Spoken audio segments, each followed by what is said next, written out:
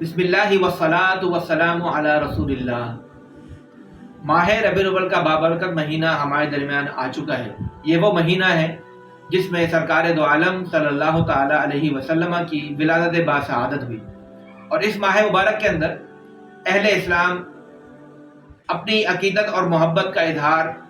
خوشی منا کر کرتے ہیں۔ سرکار دو عالم صلی اللہ تعالی علیہ وسلم کی صورت میں جو انہیں نعمت عظمیٰ اور نعمت کبریٰ رب ذوالجلال کی بارگاہ سے نصیب ہوئی، وہ اس پر اپنے رب کا شکر ادا کرتے ہیں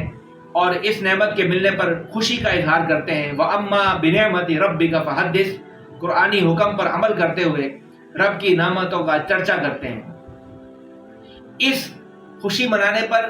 کیا اجر و ثواب رکھا گیا ہے، جب ہم اس پر غور کرتے ہیں تو بخاری شریف کی وہ روایت ہمارے سامنے آتی ہے جسے امام بخاری رحمہ اللہ تعالی عنہ نے کتاب النکاح میں نقل کیا ہے، جس کے راوی حضرت عروہ رضی اللہ تعالی عنہ ہیں، جو ایک طویل حدیث ہے جس کے اندر یہ ذکر کیا گیا ہے کہ ابو لہب، جس کی ایک لونڈی تھی ثویبہ نامی، جب سرکار دو عالم صلی اللہ تعالی علیہ وآلہ وصحبہ وبارک وسلم کی ولادت باسعادت ہوئی تو وہ دوڑی دوڑی اپنے آقا ابو لہب کے پاس آئی اور آ کر اس نے یہ پیغام دیا اور یہ خوشخبری سنائی کہ آپ کے مرحوم بھائی عبداللہ کے گھر لڑکا پیدا ہوا ہے۔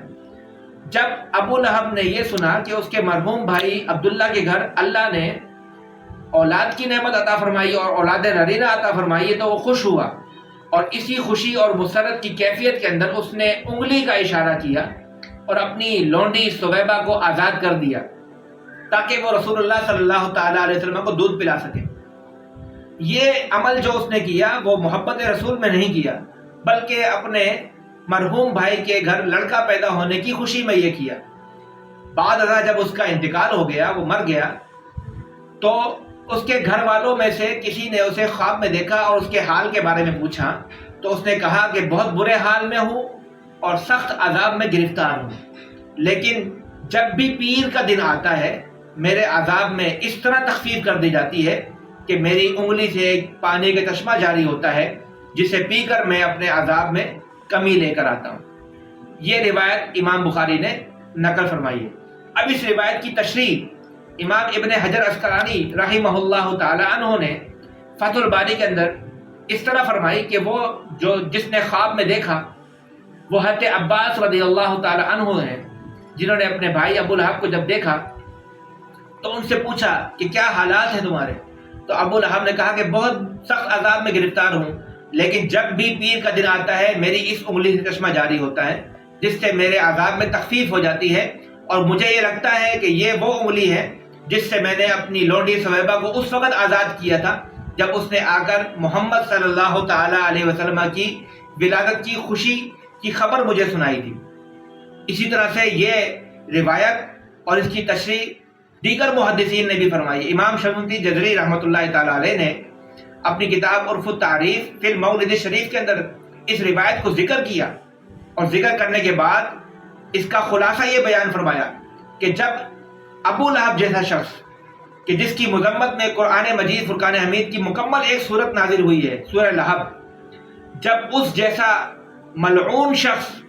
حضور علیہ الصلوۃ والسلام کی محبت میں نہیں بلکہ اپنے بھتیجے کی محبت میں بغیر کسی جذبے کے خوشی کا اظہار کرتے ہوئے اپنی لونڈی کو آزاد کرتا ہے، ایک طرح سے اپنا مال اللہ کی راہ میں خرچ کرتا ہے، تو اللہ تبارک و تعالیٰ اس کافر اور ملعون کہ اس عمل کو بھی ضائع نہیں ہونے دیتا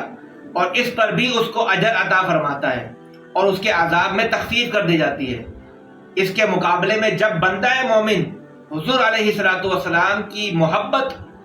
اور عشق کو اپنے دل میں رکھتے ہوئے سرکار دو عالم صلی اللہ تعالی علیہ وسلم کی ولادت کی خوشی منائے اور اپنا مال اپنی استطاعت کے مطابق خرچ کرے، تو کیوں نہ اللہ تبارک و تعالیٰ اس پر رحم و کرم فرمائے گا اور اسے جنت کے باغات عطا فرمائے گا۔ اور یہی روایت دیگر محدثین کرام نے بھی اپنی کتابوں کے اندر نقل فرمائی ہے، جن میں حضرت امام جلال الدین سیوطی رحمۃ اللہ تعالی علیہ نے اس کو حسن المقصد فی عمل المولد کے اندر، اور اسی طرح سے امام شہاب الدین کستلانی رحمۃ اللہ تعالی علیہ نے المواہب اللدنیہ میں اس روایت کو ذکر کیا ہے۔ اور پھر بڑے صغیر پاک و ہند کے مشہور محقق علی الاطراف حضرت شاہ عبدالحق محدث دہلوی رحمۃ اللہ تعالی علیہ نے اس کو مدارج النبوہ میں اور اپنی کتاب ما ثبت من السنہ فی ایام السنہ کے اندر اس کو نقل فرمایا ہے، اور اس کی تشریح کرتے ہوئے آپ فرماتے ہیں کہ جب ایک کافر جس کی مذمت میں اللہ تبارک و تعالی نے قرآن مجید فرقان حمید کی مکمل ایک سورت سورہ لہب نازل فرمائی ہے، جب وہ اپنے بھتیجے کی خوشی مناتا ہے، حضور کو نبی سمجھ کر نہیں، حضور کا امتی ہوتے ہوئے نہیں، حضور سے محبت کرتے ہوئے نہیں، بلکہ صرف ایک بھتیجا سمجھ کر اس کی خوشی میں ایک عمل کرتا ہے، اللہ اس عمل کو بھی ضائع نہیں فرماتا۔ تو پھر جو مسلمان حضور کی محبت کو دل میں رکھتے ہوئے حضور کی ولادت کی خوشی منائے گا، اللہ تبارک و تعالیٰ اسے بھی اجر سے محروم نہیں رکھے گا۔ لیکن حضرت شاہ عبدالحق محدث دہلوی رحمۃ اللہ تعالیٰ علیہ مزید یہ فرماتے ہیں کہ حدود شریعت کا خیال رکھنا ہے،